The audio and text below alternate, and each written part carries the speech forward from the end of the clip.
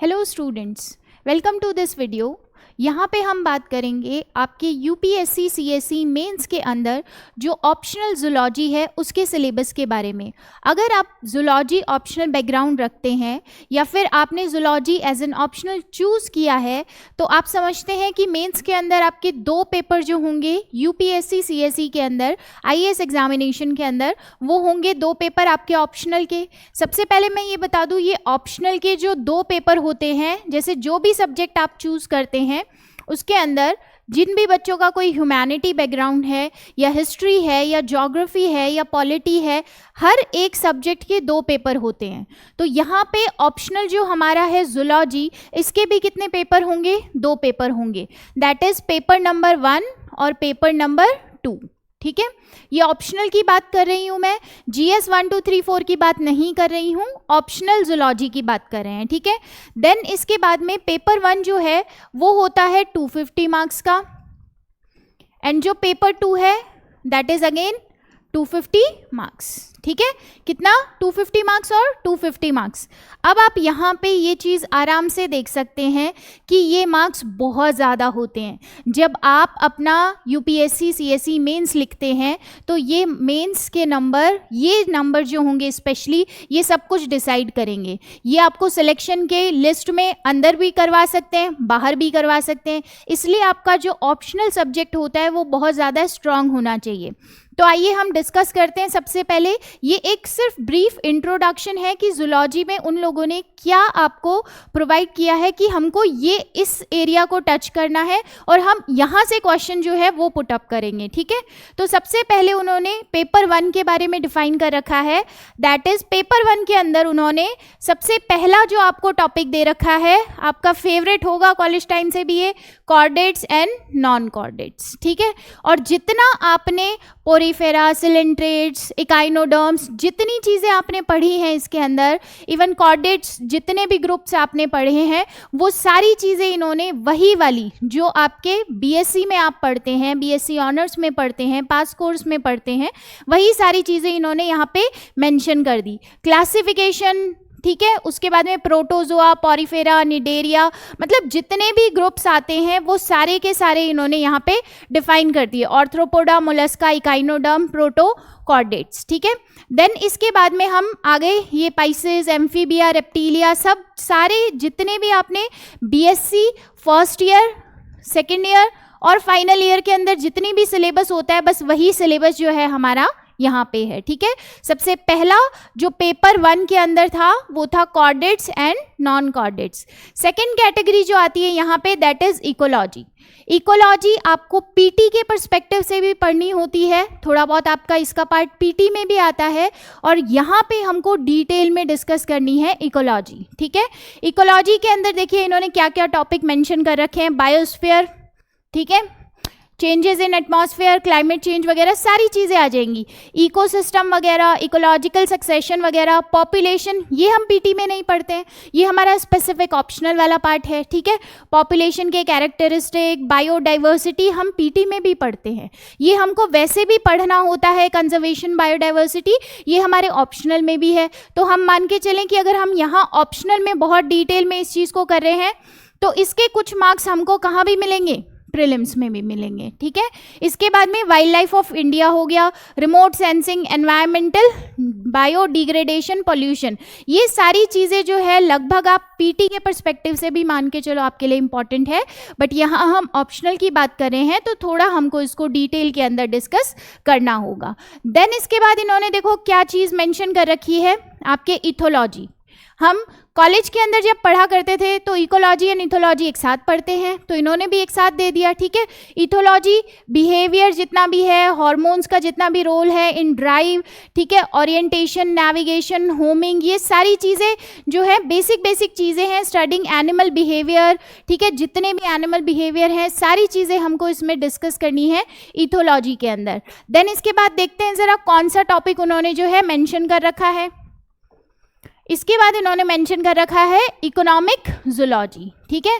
Zoology का economic perspective जो है, मतलब ये सारी चीज़ें डिस्कस करनी है।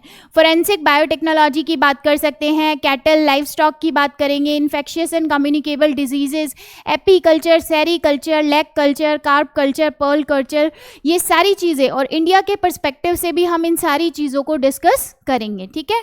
देन इसके बाद में इन्होंने दे रखा है बायोस्टेट्स। इससे घबराने की बिल्कुल ज़रूरत नहीं होती है, इससे क्वेश्चंस जो आते हैं वो बहुत इजी आते हैं।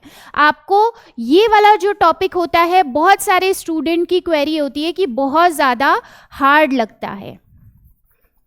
क्या लगता है? बहुत ज़्यादा हार्ड। लेकिन इससे जो क्वेश्चंस आते हैं वो बहुत ही ज़्यादा सिंपल क्वेश्चन पूछे जाते हैं। इससे आपको बहुत ज़्यादा टिपिकल हार्ड या मॉडरेट लेवल के क्वेश्चंस भी नहीं पूछेंगे, आपको बहुत सिंपल क्वेश्चन जो है इस एरिया से देखने को मिलेंगे, ठीक है। देन इसके बाद में हम बात करते हैं आपके इंस्ट्रूमेंटेशन मेथड। इसको हम एक और चीज़ कहते हैं, that is tools and techniques, ठीक है। टूल्स एंड टेक्निक्स, देखो फॉर एग्जांपल पीसीआर, ये तो हम प्रीलिम्स पर्सपेक्टिव से भी पढ़ते हैं। मतलब यहाँ पे बहुत सारी चीज़ें हैं जो हमको ओवरऑल जो है बहुत ज़्यादा काम आने वाली है, जितनी भी चीज़ें हम पढ़ते हैं। ये सब्जेक्ट बहुत अच्छा है, अगर आप बिल्कुल इस बैकग्राउंड से हैं तो आपको चूज़ करना चाहिए, अगर आप कंफर्टेबल फील करते हैं तो इसमें। लेकिन ये सारी चीज़ें पढ़ने में बहुत ज़्यादा मज़ा आता है, ठीक है।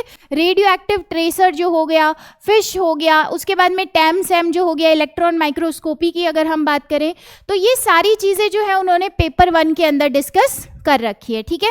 एक बार फिर से मैं स्लाइड्स आपको दिखाती हूँ।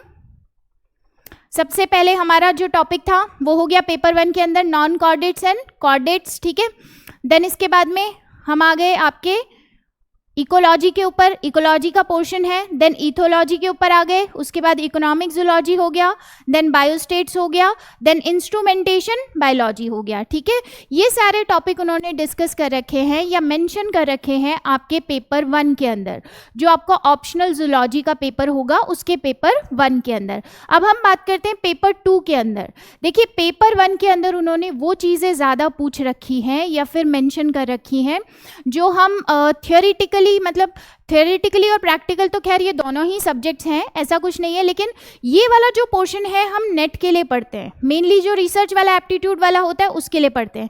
अब ये पेपर 2 में है हमारे, ठीक है, तो इसको भी देख लेते हैं। सबसे पहले इन्होंने मेंशन कर रखा है सेल बायोलॉजी, ठीक है। सेल बायोलॉजी, सेल बायोलॉजी के अंदर आपको रेप्लिकेशन से स्टार्ट करके, ट्रांसक्रिप्शन से स्टार्ट करके, ट्रांसलेशन से स्टार्ट करके, ठीक है, ये सारी चीज़ें डिस्कस करनी है यहाँ से लेके यहाँ तक। उसके बाद में सेल साइकिल जो होते हैं, इसके बेसिस पे सेल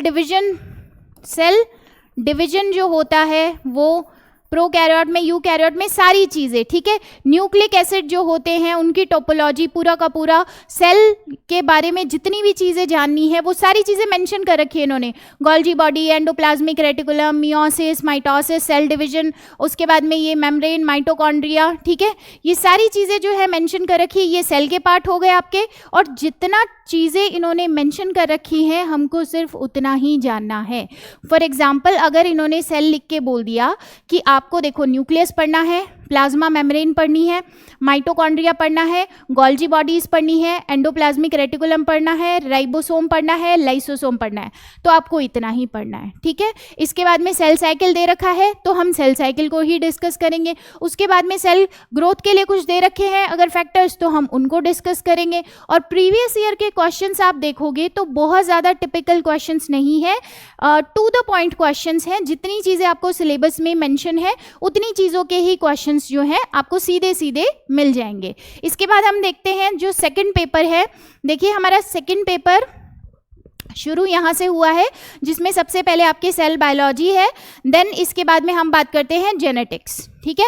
हम थोड़ा सा इसको वैसे भी पढ़ते हैं मेंडल वगैरह, लेकिन यहाँ हमको एज एन ऑप्शनल सब्जेक्ट पढ़ना है। रिकॉम्बिनेंट डीएनए टेक्नोलॉजी, ये तो जीन वगैरह के कॉन्सेप्ट हो गए। देन मेंडल के लॉ ऑफ इनहेरिटेंस वगैरह, जीन रेगुलेशन के अंदर और एक्सप्रेशन के अंदर, प्रोकैरियोट, यूकैरियोट, यहाँ पे भी ये सारी चीज़ें जो है हमको डिस्कस करनी है। RFLP, DNA fingerprinting, genomics, human genome project, ये तो हमारे लिए बहुत ज़्यादा इंपॉर्टेंट है, ये तो हम पढ़ते ही हैं, human genome project and genome India project, ठीक है। तो ये चीज़ें उन्होंने जेनेटिक्स में मेंशन कर रखी हैं। देन इसके बाद आता है इवोल्यूशन। इवोल्यूशन में theories of origin of life, तो जितनी भी थियोरीज बताई गई हैं वो सारी डिस्कस करनी है। Theories of evolution, natural selection जो है वो डिस्कस करना है। Role of mutation in evolution, mutation का क्या रोल होता है इवोल्यूशन के अंदर। उसके बाद में पैटर्न्स क्या क्या होते हैं, मॉलिक्यूलर ड्राइव क्या होती है, mimicry, variation, isolation, speciation and evolution of horse, elephant and human using fossil data. Clear cut 3 चीज़ें बता रखी है, इन्हीं का इवोल्यूशन देखना है आपने। हार्डी विनबर्ग लॉ जो है वैसे ही इंपॉर्टेंट है, ठीक है। हार्डी विनबर्ग लॉ जो है वो continental drift and then distribution of animals, ये सारे टॉपिक उन्होंने मेंशन कर रखे हैं आपके इवोल्यूशन के अंदर। देन इसके बाद में एक छोटा सा टॉपिक और पेपर सेकंड के अंदर आपके इंक्लूड कर रखा है, that is systematics. Systematics, zoological nomenclature, या फिर आप जो टेक्सोनॉमी पढ़ते हो वो, ठीक है। कई लोग इसको समझते होंगे किस नाम से, टेक्सोनॉमी, ये कुछ अलग नहीं है, टेक्सोनॉमी ही है। देन इसके बाद में बायोकेमिस्ट्री। बायोकेमिस्ट्री में carbohydrate, fat, fatty acids, cholesterol, proteins, amino acid, glycolysis, Krebs cycle, oxidation, reduction, oxidative phosphorylation, ये सारी चीज़ें हमने डिस्कस करनी है।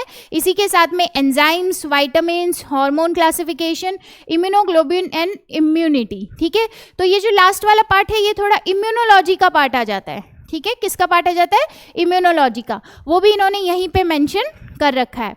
इसके बाद में आपकी favourite I guess physiology, mammals की फिजियोलॉजी। अगर आप ऑप्शनल जूलॉजी से हैं या आप बैकग्राउंड जूलॉजी से हैं तो ये सब्जेक्ट तो आपका फेवरेट होगा ही, ठीक है। इसी के कारण बच्चे क्या लेते हैं, जूलॉजी ऑप्ट करते हैं। तो यहाँ पे देखिए आपको blood groups, RH factor in humans, factor mechanism of coagulation, iron metabolism, acid base balance, thermoregulation, then haemoglobin, then digestion, excretion, muscles, neuron, vision, hearing, sensory जो ऑर्गन्स हैं आपके वो, एंड देन रिप्रोडक्टिव ऑर्गन्स, ठीक है। ये सारे topics जो है उन्होंने फिजियो के अंदर मेंशन कर रखे हैं। देन इसके बाद हम आते हैं डेवलपमेंटल बायोलॉजी, ये भी बहुत ज़्यादा इंपॉर्टेंट है हमारे लिए, ठीक है। गेमेटोजेनेसिस हो गया, स्पर्मेटोजेनेसिस हो गया, जितना भी पूरा का पूरा डेवलपमेंट होता है वो पूरा का पूरा डेवलपमेंट जो है हमको यहाँ पे पढ़ना है।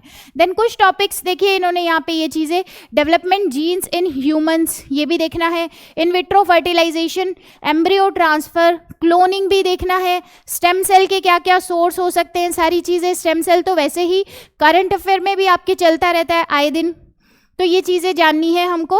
ये हो गया हमारा पेपर 2, ठीक है।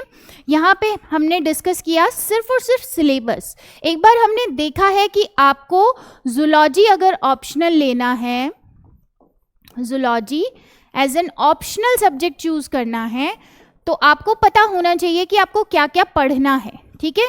तो ये इसके लिए पेपर 1 और पेपर 2 का सिलेबस था जो आपको मेंशन कर रखा है किसने, यूपीएससी ने।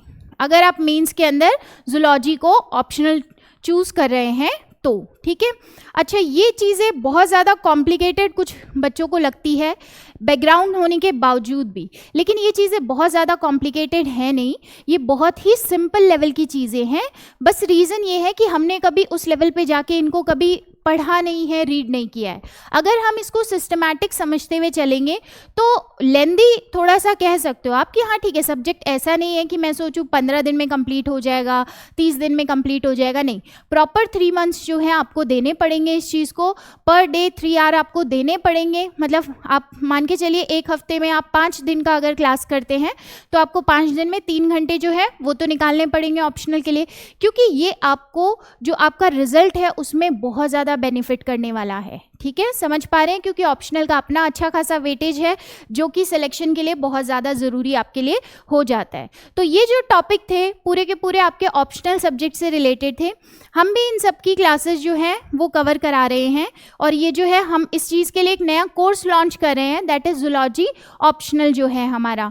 तो आप यहाँ पे देख सकते हैं ये चीज़ें हमने डिस्कस की जूलॉजी ऑप्शनल के लिए।